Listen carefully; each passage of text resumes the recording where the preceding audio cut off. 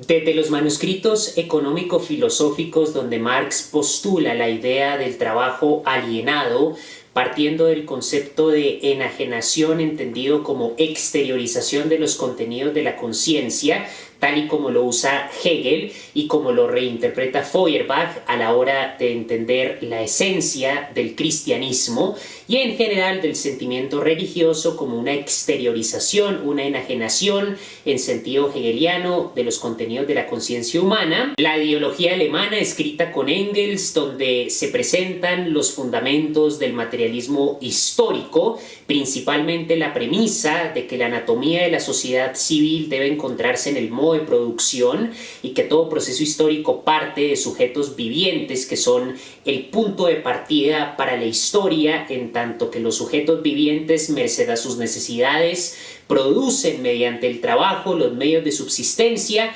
generan una división social del trabajo que implica relaciones sociales a los medios de producción que estructura una sociedad de clases, generan distintas formas de propiedad privada, distintas formas de comercio interno y de comercio exterior entre comunidades, ciudades o naciones, pasando por el Manifiesto Comunista, donde se plantea la noción de que el modo de producción y la estructura social que de él se deriva necesariamente constituyen la base para la historia intelectual y política de la época, donde se plantea el concepto de la lucha de clases, donde se plantea la tarea política del proletariado como sujeto revolucionario, pasando por los Grundrisse, manuscritos escritos entre 1857 y 1858, que nos permiten ver, como escribe Martín Nicolaus, a un Marx desconocido. Estos manuscritos fueron escritos antes de la publicación de la Crítica a la Economía Política, que Marx pensaba ser la primera publicación de un proyecto de 6 partes que consistía en el análisis del capital, de la propiedad agraria, del trabajo asalariado, del comercio interno, del Estado y finalmente del mercado mundial, pero solamente alcanzó a publicar los 2 primeros capítulos sobre la mercancía y el capital en circulación, que constituyen la contribución a la crítica de la economía política, y tiempo después, en 1867, porque la contribución a la crítica de la economía política es de 1859, Marx, después de 4 redacciones, publica el primer tomo del Capital. Los 2 otros tomos serían publicados póstumamente gracias a la colaboración inquebrantable de su leal amigo Engels. Y luego Kautsky publicaría Teorías de la plusvalía. Pero desde los escritos de juventud, como la crítica a la filosofía del derecho de Hegel, las tesis sobre Feuerbach escritas en 1845, la Sagrada Familia que escribió con Engels, la miseria de la filosofía, en donde aparecen, según lo que nos cuenta en el prólogo a la contribución a la crítica de la economía política, sus ideas expresadas por primera vez en forma científica en la polémica que sostuvo con el socialista utópico Proudhon, pasando por los Grundrisse, la contribución a la crítica de la economía política, los manuscritos de 1861 a 1863, que examina Enrique Dussel y ofrece el primer comentario de un académico latinoamericano y en general el primer comentario sistemático a los manuscritos de 1861 a 1863, que establecen un punto medio entre los Grundrisse, la contribución a la crítica de la economía política y el primer tomo del Capital, hasta desde luego los 3 tomos del Capital. Nos encontramos con un pensador monumental que trabajaba, según la biografía de Isaiah Berlin, 9 horas en el Museo de Historia Británico. Trabajaba 9 horas leyendo sobre economía política, leyendo sobre historia, y luego volvía a su casa y, pese a las distintas adversidades con las que se enfrentó, especialmente en los últimos años de su vida estando en Londres, porque fue expulsado de Prusia, pasó a París, fue expulsado de París, pasó a Bélgica y terminó en Londres. Y durante los últimos años de su vida, estando en Londres desde 1850 hasta 1883, cuando muere, es decir, 33 años estuvo Marx en Londres. En esos años tuvo que enfrentar la muerte de 3 de sus 7 hijos por condiciones de pobreza y de enfermedad. Tuvo que soportar la preocupación continua de no poder alimentar a su familia, de no tener un trabajo que le proporcionara los medios de subsistencia. tuvo que trabajar para el New York Tribune e inicialmente Engels le ayudó a traducir los artículos que Marx escribía en alemán, los traducía al inglés para que pudiera ir publicando y pudiera ir obteniendo algún tipo de sustento, pero nunca fue suficiente. Cuando trató de buscar trabajo fue rechazado en la estación de tren de Londres por su mala letra. Y a pesar del apoyo incondicional de su amigo Engels, apoyo económico que evitó que los Marx se murieran de hambre, el autor del Capital nunca gozó de condiciones óptimas para desarrollar su obra en materia de economía política, de filosofía social, de sociología. También hay que tener en cuenta que era un ávido lector de literatura, un erudito impresionante que tenía un conocimiento vasto de la literatura universal, desde los clásicos griegos que leía en griego antiguo, pasando por los clásicos romanos que leía en latín, pasando por la literatura francesa e inglesa. En el Capital menciona, por ejemplo, a Mistress Quickly, una personaje de una de las obras de Shakespeare. Había leído a Miguel de Cervantes Saavedra, había leído a múltiples escritores y tenía un conocimiento enciclopédico desde Homero y Sófocles hasta Goethe.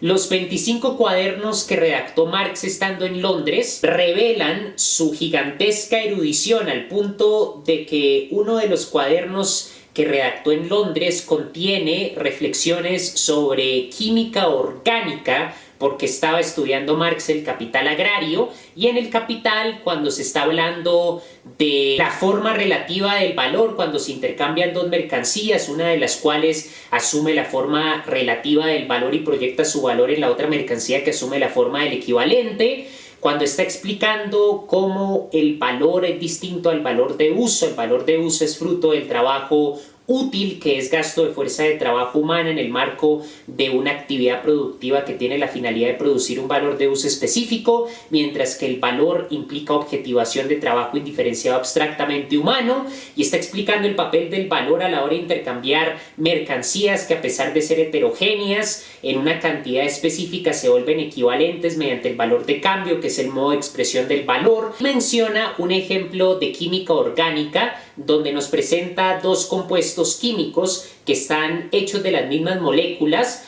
pero que sin embargo son compuestos que tienen nombres distintos a pesar de que tienen la misma composición química. Utiliza Marx ese ejemplo para explicar cómo dos mercancías que son heterogéneas son reducibles al valor en tanto trabajo indiferenciado abstractamente humano y por lo tanto son intercambiables. Entonces ahí podemos ver que Marx estudiaba química orgánica. Hay cartas en donde Marx le cuenta a Engels que estaba estudiando cálculo diferencial. Hay manuscritos matemáticos que Marx utilizó para desarrollar su teoría de la plusvalía a partir de la teoría del excedente de David Ricardo. Y ante un pensador de semejante talla, que fue un verdadero hombre de ciencia, entendiendo ciencia como saber universal, como la episteme de Platón, que tenía un vasto conocimiento de literatura, que tenía un conocimiento enciclopédico de la economía política, de la filosofía. En el Capital menciona a Fichte en una nota a pie de página,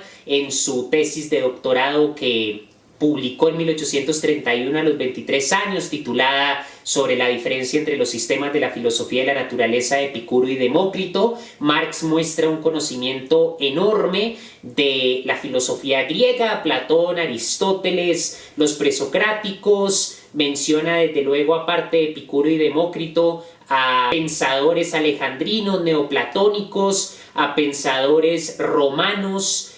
que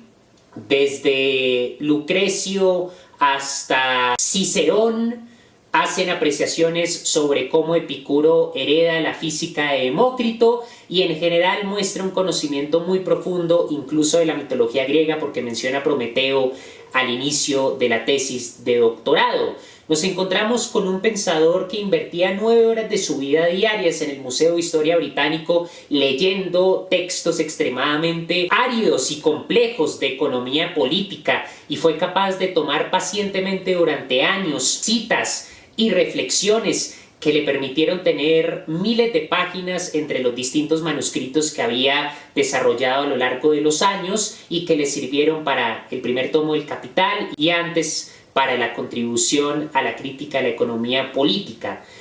Yo quisiera en este video mencionar algunas de las ideas más relevantes y vigentes de Marx, que lo sitúan hoy como el intérprete más riguroso y vigente del capitalismo y quizá el más grande filósofo social de todos los tiempos. La primera idea tiene que ver con la noción de la negación del hombre, que desarrolla Marx en sus escritos de juventud, antes de hacer ese giro a la economía política después de entrar en contacto con Engels y luego de haber leído el artículo Esbozo para la crítica de una economía política que publicó Engels en los Anales franco-alemanes, una revista que fundó Marx junto a Arnold Ruge en París.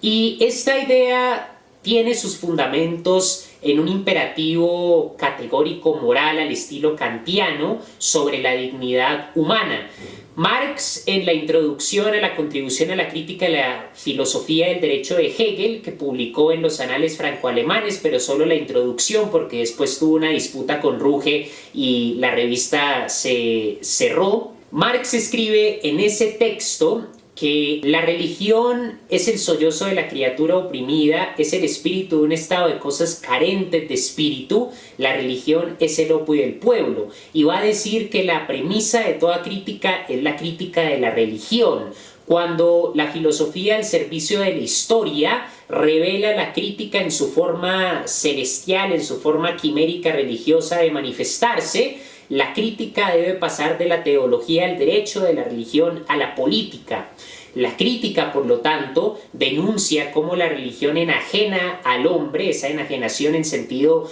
hegeliano, separa el contenido de su conciencia y lo hace buscar un más allá ilusorio. Pero el hombre que buscaba un superhombre en la realidad fantástica del cielo descubre su propio reflejo y entonces se libra de esas cadenas de la fe religiosa y trata de construir su propia realidad, trata de construir su propia condición en libertad de pensamiento, con autonomía, libre finalmente de las cadenas de la creencia religiosa. La negación del hombre debe buscarse una vez se identifica y se critica en la religión, debe buscarse en el derecho, en la política y en la economía, como las esferas donde se niega la dignidad del hombre. Eso en las tesis sobre Feuerbach, específicamente en la cuarta tesis, cuando Marx se refiere a la manera en la que Feuerbach identifica la religión como el resultado del desdoblamiento del mundo en dos, un mundo imaginario que es el de la creencia religiosa y el mundo concreto, material de la historia,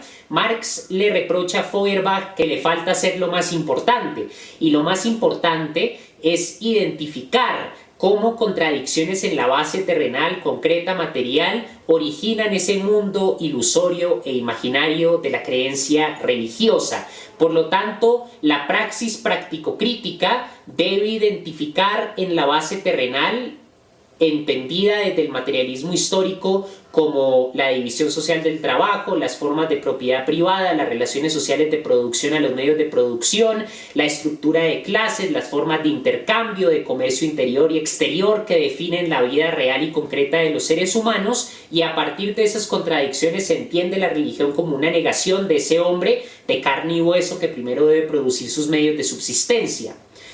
La negación del hombre, por lo tanto, es la primera gran idea que encontramos en los escritos de juventud de Marx, y cuando ya se está acercando a la economía política y ha leído a Ricardo, a Adam Smith y a otros grandes autores de esta tradición, en los manuscritos económico-filosóficos desarrolla Marx la idea del trabajo enajenado, esa denuncia que revela la ruptura entre el productor y el producto, entre el proletario que no es dueño de lo que produce debido al control centralizado de los medios de producción.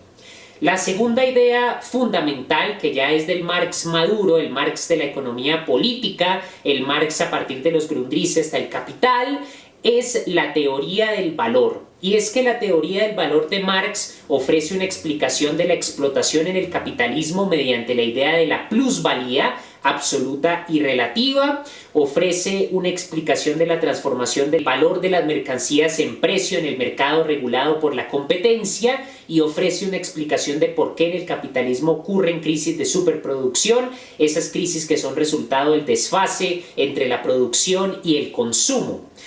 Comenzando por la explotación que explica la teoría del valor de Marx, Marx determina en el Capital que el capitalismo funciona en un ciclo que es el ciclo del capital. Este ciclo consta de 3 momentos. En el primer momento, el propietario del capital compra mediante la conversión del capital en dinero los medios de producción y la fuerza de trabajo que venden los asalariados en el contexto de la esclavitud asalariada. Deben vender su fuerza de trabajo para recibir un salario que no remunera la totalidad del valor que producen en su jornada laboral. Y precisamente en el segundo momento del ciclo del capital, el productor contratado por el propietario del capital produce una mercancía cuyo valor excede el capital originalmente invertido en el primer momento del ciclo del capital. ¿Cómo se logra en el capitalismo que la mercancía producida genere más valor del que el capitalista invirtió para comprar la fuerza de trabajo y los medios de producción? Pues mediante un plusvalor. El plusvalor es ese valor excedente fruto de aquella porción de la jornada laboral no devuelta, no remunerada, no pagada en el salario que recibe el obrero. El obrero, por ejemplo, trabaja 8 horas, produce una mercancía cualquiera, entendiendo que una mercancía es un valor de uso, un satisfactor de necesidades. Una cosa exterior que merced a sus propiedades satisface necesidades humanas, sean originadas del estómago o sean originadas en la fantasía. Produce una mercancía en 8 horas que luego se vende en el mercado por 200,000 pesos y en su salario recibe tan solo 50,000 pesos. Es decir, al propietario del capital le costó 50,000 pesos ese contrato donde el obrero trabaja 8 horas al día para producir una mercancía que luego vende por 200,000 pesos y supongamos que el capitalista se gastó 90,000 pesos comprando los materiales con los cuales el obrero trabaja. Pues eso quiere decir que el capitalista invirtió 150,000 pesos en comprar los medios de producción y comprar la fuerza de trabajo,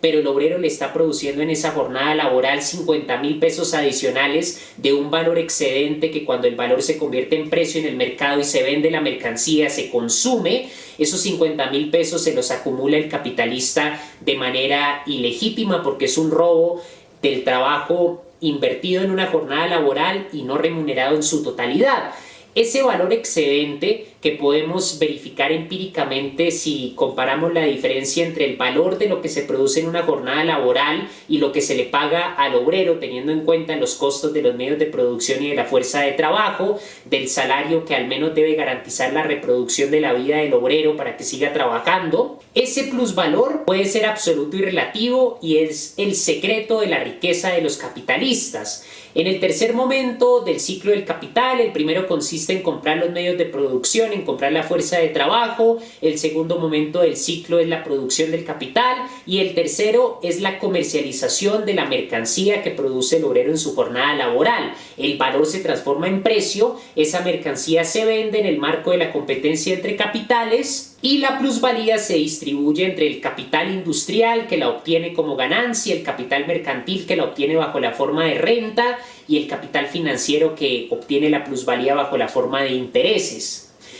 La teoría del valor de Marx también explica por qué ocurren las crisis de superproducción. El capitalismo llega al paroxismo de una producción desenfrenada que supera el ritmo de consumo y eso causa que el capital como valor en circulación se paralice y por lo tanto ocurra una crisis a gran escala como la que ocurrió en 2008. Millones de personas perdieron sus trabajos, perdieron sus viviendas, se desvalorizó increíblemente la economía o como la Gran Depresión de 1929. Todos estos son ejemplos históricos de crisis de superproducción donde el capitalismo llega en el marco de la anarquía de la producción que separa al productor del producto, fruto de la creciente centralización de la riqueza, llega al paroxismo de la crisis. Mientras 9 millones de personas se mueren de hambre, el capitalismo produce chatarra que no necesitamos, que causa estragos en el medio ambiente, que aumenta la contaminación, que causa problemas de salud en la industria de los alimentos, en las distintas industrias que han tenido un impacto negativo en nuestro estilo de vida. Y todo eso mientras se producen estas mercancías al tope de una crisis sin satisfacer las necesidades reales ni del estómago ni de la fantasía, para utilizar la expresión que emplea Marx en el primer tomo del Capital. De manera que las ideas que quiero compartir en esta ocasión del enorme y rico pensamiento de Marx es la interpretación de la historia desde el materialismo histórico en función de las condiciones reales y concretas que determinan la vida en sociedad en cada época, en cada modo de producción, la idea de la negación del hombre, que es una idea filosófica y moral propia del joven Marx, la idea de la teoría del valor con su explicación de la explotación mediante la plusvalía, con su explicación de la transformación del valor en precio y de la dinámica de la comercialización de las mercancías en un mercado regulado por la competencia entre capitales, y finalmente la explicación de por qué ocurren crisis de superproducción. Marx es hoy en día más vigente que en cualquier otro momento de la historia, porque es un pensador sumamente profundo. En los Grundrisse nos encontramos con un Marx nuevo, un Marx desconocido, que nos permite tener las herramientas conceptuales para entender el modo de producción capitalista y sobre todo para transformarlo. Ningún otro pensador desde entonces, ni antes por supuesto, ha logrado describir un modo de producción con tanto rigor y tanto detalle como lo hizo Marx en El Capital, en los Grundrisse, en la contribución a la crítica de la economía política, en sus manuscritos de 1861 a 1863 y en sus diversos cuadernos de Londres. Por lo tanto, la invitación es a leer a Marx, porque hoy, en este presente de álgidas luchas políticas, sigue siendo la vanguardia, sigue siendo ese faro que nos ilumina en el camino de la construcción de un mejor mundo.